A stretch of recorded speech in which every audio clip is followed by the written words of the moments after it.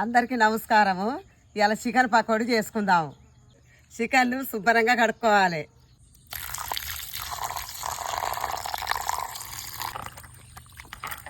కడుక్కున్న చికెన్కు మాల మసాలా పట్టిద్దాం. ఉప్పు వేసుకున్నాం కదా, ఇప్పుడు కారం వేసుకుందాం. ఒక చెంచా అల్లం వేసుకుందాం. ఒక చెంచా చికెన్ మసాలా వేసుకుందాం. ఒక చెంచా ధనియాల పొడి వేసుకుందాం. ఒక 5 చెంచాలు శనగపిండి వేసుకుందాం.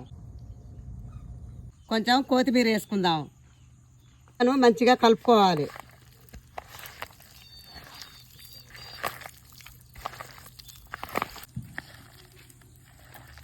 అరచెక్క నిమ్మకాయ పిండుకుందాం. ఒక అర్ధగంట కలిపింది పక్కకు పెట్టుకుంటే మసాలా మంచిగా పడుతుంది. వేడెక్కిన నూనెలా పకోడీ వేసుకుందాం.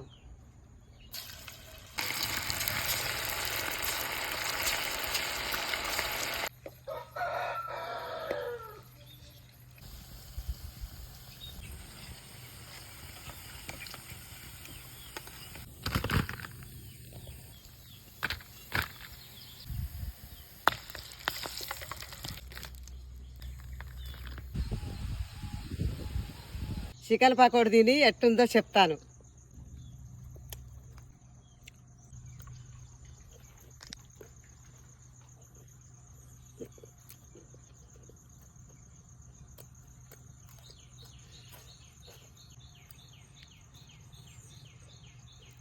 చికెన్ పకోడీ మస్తుంది.